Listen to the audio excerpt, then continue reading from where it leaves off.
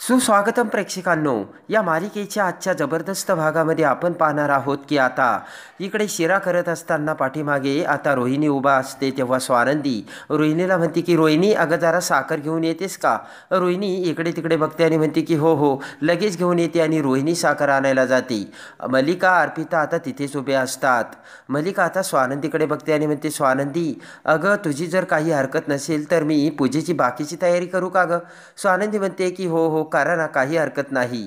आणि पटकन येते मी असे म्हणत मल्लिका अर्पितासोबत आता आतमध्ये जाते. इकडे आता मंदाकिनीच्या घरीसुद्धा पूजेची सगळी तयारी करून गुरुजीही तिथे आलेले असतात. आणि पटकन आता किचनमधून मंदाकिनी रोहनला हाक मारते. रागाने मंदाकिनी म्हणते की रोहन, जरा तिला समजाव ना. अरे हे सगळं मलाच करायला लागतंय. रोहन म्हणतो, तुला एवढं चिडचिड करायला काय झालं? रोहन म्हणतो की ॲटलिस्ट तुला दिसतंय ना ती प्रयत्न करते म्हणून. मंदाकिनी म्हणते की म्हणजे फक्त प्रयत्न चालू ठेवायचे का? प्रसादामध्ये कच्च्या तुपात बनवलेला शिरा चालणार आहे का? मंदाकिनी म्हणते, तुमच्याशी बोलून काही उपयोग नाही, सगळं माझ्याच डोक्यावर येऊन पडलंय. आणि इकडे आता शिरा म्हणजे तो रवा हलवत असताना स्वानंदी पुन्हा रोहिणीला हाक मारते. तेवढ्याच समर तिथे येतो. स्वानंदीकडे बघत आता कमरेला हात लावत समर म्हणतो की बोला. समरकडे बघत आता स्वानंदी म्हणते की तो जरा दूध घ्यायचं होतं ते. तर पटकन आता समर ते दूध घेऊ लागतो आणि दुधाचं पातेलं घेताच आता स्वानंदी म्हणते, तुम्हाला जमेल ना नक्की? समर रागाने म्हणतो की मदत करू का जाऊ? हसत स्वानंदी म्हणते, नाही नाही करा. आणि आता ते दूध रव्यामध्ये टाकत समर म्हणतो की चांगलं ढवळा. स्वानंदी म्हणते सगळं टाका आणि समर सगळं दूध टाकतो. तर स्वानंदी म्हणते ओके. इकडे मल्लिका आणि अर्पिता किचनमध्ये बोलत बोलत येतात. तर तेवढ्यात आता मल्लिका म्हणते की या स्वानंदीला किचनमध्ये म्हणजे चुलीवर स्वयंपाक करण्यात खूपच कॉन्फिडन्स आहे. तर तेवढ्यात रोहिणी तिथे येते आणि कपाटातून आता साखर काढू लागते. मल्लिका तिला म्हणते की ए काय चाललंय तुझं? रोहिणी म्हणते की साखर घेते. तेव्हा आता मल्लिका म्हणते की आता काय महत्त्वाचं आहे? पूजेची तयारी करायचं महत्त्वाचं आहे की नाही? रोहिणी म्हणते हो. तर आता रोहिणी म्हणते की हो मॅडम, मी एवढी बरणी देऊन येते आणि लगेच पूजेची तयारी करते. मल्लिका म्हणते, परत तेच बोलते का? मल्लिका म्हणते, पूजेचे साहित्य आलं की नाही ते लगेच चेक कर रोहिणी. रोहिणी म्हणते लगेच करते. आणि ती पिठी साखर तिची बरणी आता रोहिणी तिथेच ठेवते. आणि पटकन मल्लिका आता त्या पिठी साखरेची बरणीचं झाकण उघडते आणि तिची टेस्ट करते. आणि कपाटातून आता मिठाची बरणी घेते. दोन्हीही बरण्या आता सेम टू सेम असतात.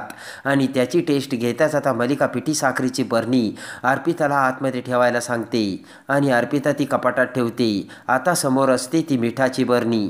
अर्पिता म्हणते, मॉम हे सगळं काय आहे? मल्लिका म्हणते का आपल्या राजवाड्याच्या घराण्यात स्वयंपाकामध्ये पिठी साखर घालायची प्रथा आहे बरोबर ना? तर अर्पिता म्हणते हो. आणि मल्लिका म्हणते की पण मग आज प्रसादात मीठ पडणार आहे. मल्लिका म्हणते चल आता अर्पिता. तर तेवढ्यात रोहिणी तिथे येते आणि म्हणते, मॅडम पूजेचे सगळे साहित्य आले. आणि मल्लिका आता रोहिणीला म्हणते की अगं बाकीचा स्टाफ कुठे? त्यांना कामाला लाव ना, तो किती राबते. आणि खुश होत आता तीच मिठाची बरणी घेऊन रोहिणी बाहेर जाते. मल्लिका आता अर्पिताला म्हणते, जा बघून ये, प्रसाद अगदी मस्त झाला पाहिजे बरं का. हसतच आता अर्पिता म्हणते, तू म्हणेल तसंच होणार आहे मम्मा.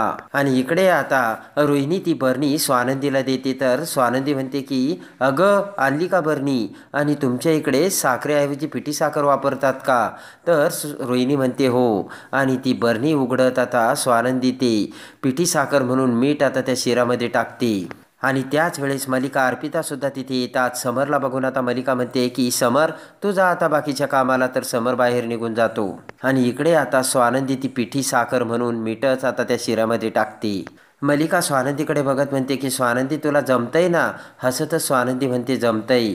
मल्लिका म्हणते कशाला सगळं काम डोक्यावर घेते? अगं मी आहे ना, मला सांग काही. हसतच आता स्वानंदी म्हणते की जर मला काही लागलं तर मी सांगेन, लाजणार नाही. आणि आता मल्लिका म्हणते की झालं का? तर स्वानंदी म्हणते की अगदी फक्त 5 मिनिटे. वाफ देऊन झाली की शिरा तयार, मी तोपर्यंत आवरून येते. आणि स्वानंदी बाहेर जाते. तेवढ्यात मल्लिका अर्पिताला म्हणते, जागं शिऱ्याची टेस्ट घे. चमच्या घेऊन आता झाकण उघडत अर्पिता तो शिरा त्याचा एक घास खाते. आणि म्हणते की मम्मा अतिशय वाईट शिरा झाला आहे. खुश होऊन मल्लिका म्हणते की आता हा शिरा खाल्ल्यानंतर स्वानंदी ही सगळ्यात वाईट सून ठरणार आहे. आणि मल्लिका अर्पिता खुश होतात. आणि इकडे आता मंदाकिनीच्या घरी पूजेची तयारी होऊन गुरुजी आता पंचामृत आणि प्रसाद मागवतात. मंदाकिनी ते आणून देते. रोहन आणि आदिरा आता पूजेला बसलेले असतात. आणि तेवढ्यात आता आदिरा म्हणते की आई तुम्ही कशाला शिरा बनवलात? अहो मी शिरा ऑर्डर केला. आता मंदाकिनीला धक्का बसतो. मंदाकिनी म्हणते की म्हणजे ग आदिरा? आदिरा म्हणजे प्रसादाचा शिरा मी बाहेरून मागवलाय आई. तेवढ्यात मंदाकिनी म्हणते प्रसादाचा शिरा आणि बाहेरून? आदिरा म्हणते हो काय झालं? आदिरा म्हणते की म्हणजे काजू कतली प्रसादाला जे पदार्थ ठेवतात ते सुद्धा आपण बाहेरच मागवतो ना आई. आता ते शेजारी जमलेल्या बायका एकमेकींकडे बघतात. मंदाकिनी म्हणते की घरी बनवलेला एकतरी प्रसादाचा पदार्थ पाहिजे. आणि मंदाकिनी हसतच म्हणते की असं कुणी बाहेरून विकत आणतं का आदिरा? मंदाकिनी म्हणते की मग मलाच करावा लागला ना शिरा. तर आदिरा म्हणते आई पण त्यामुळे तुमचंच काम वाढलं. आदिरा म्हणते थोडा वेळ वाट बघितली असती तर शिरा आलाच असता आई. आणि तेवढ्यात आता स्वानंदीचे बाबा म्हणतात की हे बघ रोहन, तू इकडे तिकडे लक्ष देऊ नकोस, पूजेमध्ये लक्ष घाल. आणि लगेच आता गुरुजी विधी सुरू करतात. आणि इकडे इकडे आता आईने सगळी काही पूजेची तयारी केलेली असते. आणि तेवढ्यात आता शकुंतला तिथे येते. आजी तिला खुशाली विचारते तर पाठीमागून गुरुजीही येतात. आणि गुरुजी आल्या क्षणी मल्लिका म्हणते आई गुरुजी आलेत. आणि आदराने आजी आता गुरुजींना आतमध्ये आणते. तर समर गुरुजींच्या पाया पडतो आणि स्वानंदीसुद्धा. अखंड सौभाग्यवती भव असा गुरुजी आता स्वानंदीला आशीर्वाद देतात. आणि लगेच आता गुरुजी पूजेला सुरुवात करायची असे म्हणताच आता समर आणि स्वानंदी पूजेला बसतात. आणि हात जोडून आता समर स्वानंदी पूजा करत असताना गुरुजी आता मंत्र म्हणू लागतात. आणि इकडे आता मंदाकिनीच्या घरी सुद्धा आता सत्यनारायणाची पूजा संपन्न झालेली असल्याचे आता गुरुजी बोलतात. पूजा संपन्न होताच आता रोहन आणि आदिरा त्यांच्या म्हणजे रोहनच्या बाबाच्या पाया पडतात. तर रोहनचे बाबा दोघांनाही आशीर्वाद देतात. आणि आता त्यानंतर मंदाकिनीच्या दोघे पाया पडतात. तर तेवढ्यात दरवाजात पार्सल कुरिअरवाला आलेला असतो. आणि तो डिलिव्हरी बॉय आता आदिराला हाक मारत म्हणतो आदिरा सरपोतदार तुमचं पार्सल आलंय. आणि आदिरा ते पार्सल घेते. शिऱ्याचं पार्सल येताच आता आदिरा खुश होते. सगळेजण आदिराकडे बघतात. आणि आदिरा म्हणते बघा आई मी ऑर्डर केलेला शिरा एवढ्या लवकर आला सुद्धा. आणि शेजारच्या त्या बायका आता म्हणतात अय्या पूजेचा प्रसाद बाहेरून मागवतात. दुसरी बाई म्हणते हे तर मी पहिल्यांदाच ऐकलं बाई. आदिरा त्यांचं बोलणं ऐकते. आणि ती बाई आता म्हणते मंदाकिनी तुमची सून तर फारच हायफाय आहे. आणि ती दुसरी बाई म्हणते की नव्या सुनेला साधा प्रसादही करता येत नाही वाटतं. आणि त्या बायका म्हणतात मंदाताई आता तर तुम्ही आराम विसराच. हसतच त्या बायका म्हणतात मुलीला सासूरवास नाही तर सासूला सुनवास आहे. आणि दोघीही टाळी देत हसू लागतात. आता आदिरा त्यांच्याकडे बघत म्हणते की काकू मला शिरा बनवता येत नाही तर पण मला शिरा बनवायची कधी गरज पडलीच नाही. आदिरा म्हणते पण तुम्ही काही काळजी करू नका. शिरा कोणी कुठून जरी आला असला ना तुम्ही तो खाणारच आहात. आदिरा म्हणते म्हणजे बाहेरचा शिरा आहे म्हणून तुम्ही खाणार नाही असं नाही ना होणार. आता मंदाकिनी पुढे येत म्हणते की काय ग आदिरा त्यांची काय मस्करी करते. तसं मी घरात प्रसाद बनवलाय शिरा बनवलाय पण तो कमी पडेल म्हणून आदिराने आणलाय. आणि नंतर आता आदिरा तो शिऱ्याचा प्रसाद सगळ्यांना देते. आणि म्हणते काकू घ्या घ्या अजून घ्या. बायका त्या प्रसाद घेतात आणि मंदाकिनीला म्हणतात की काकू येतो. आणि त्या निघून जातात. आणि गुरुजीही निघून जातात. आणि ते जाता क्षणी आदिरा सोप्यावर बसते आणि म्हणते ओ गॉड पाहुण्यांना सगळं इरिटेट करणं किती अवघड असतं. आणि इकडे आता आदिरा ही घाबरी होती. रोहन म्हणतो काय होतंय आदिरा? आदिरा म्हणते मला काय होतं कळत नाही मला खूप गरम होतंय. तेव्हा आता स्वानंदीचे बाबा आदिराला पाणी द्यायला बोलतात. रोहन म्हणतो आदिरा तू इथे बस बरं मी खिडक्या ओपन करतो. आता मोबाईल घेत आदिरा म्हणते मी एक काम करते मी एसीच ऑर्डर करून टाकते मला नाही गरमी आता सहन नाही होत. आदिरा म्हणते एक ऑर्डर करू की दोन? रोहन आता आदिराकडे बघतो. आणि लगेच आता आदिरा म्हणते की एक 1 फॉर हॉल आणि दुसरं 1 फॉर बेडरूम. ओके. तर मंदाकिनी डोळे मोठे करते. आणि पटकन आता आदिरा म्हणते मी हे सहन नाही करू शकत. आणि आदिराने एसी ऑर्डर केलेला असतो. इकडे आता राजवाड्यांच्या घरी पूजा चालू असते. आणि समर स्वानंदी बसलेले असतात. गुरुजी मंत्रविधी म्हणत असतात. सगळे बायका आणि आनंद अंशुमन सगळे तिथे उभे असतात. आणि त्यानंतर गुरुजी मंत्रविधी म्हणून पूजा संपन्न होते. पटकन आता समर स्वानंदी उठून पाया पडतात. स्वानंदी आता प्रसाद आणायला जाते. ते बघून आता अर्पिता म्हणते मम्मा आता मजा येणार आहे. हसतच आता हळू आवाजात मल्लिका म्हणते सगळे खारट प्रसाद खाणार आहे आणि तोंड वाकडे करणार आहे. आणि आता इकडे स्वानंदी किचनमध्ये येते. तर तिथे बघते काय रोहिणी मोठमोठ्याने रडते. ते बघून आता धक्का बसून स्वानंदी पुढे येत म्हणते की रोहिणी अगं काय झालं किती मोठ्याने रडतय तू? तेव्हा रडतच आता रोहिणी म्हणते सॉरी मॅडम.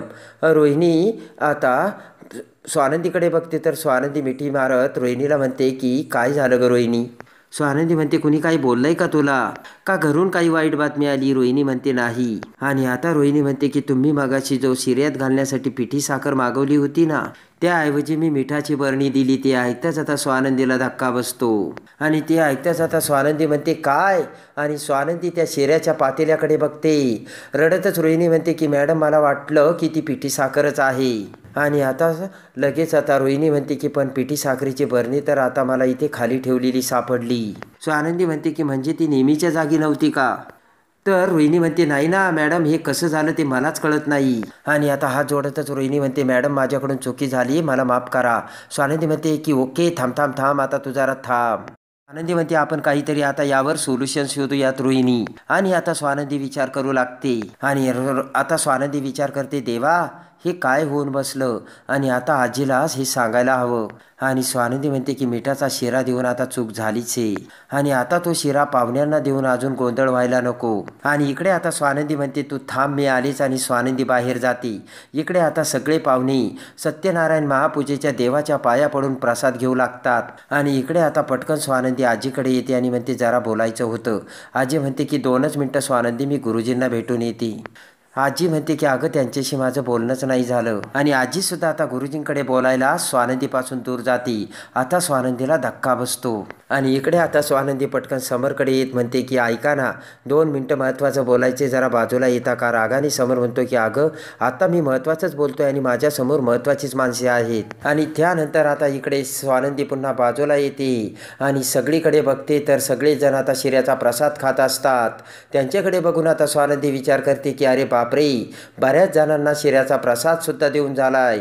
आणि गरगर भिंगत आता स्वानंदी सगळ्यांकडे बघते तर सगळेजण प्रसाद खात असतात. आणि आता इकडे मलिका अर्पिताचे इंडिकेटर लागतात आणि सगळेजण आता प्रसाद आवडीने खात असताना ते बघताच अर्पिता म्हणते मॉम सगळेजण तर मिटक्या मारत प्रसाद खाऊ राहिलेत. आणि इकडे आता मलिका पटकन तो शिऱ्याचा प्रसाद खाते आणि म्हणते की हा शिरा तर गोड आहे. अर्पिता सुद्धा आता प्रसाद खाते आणि म्हणते हे कसं झालं.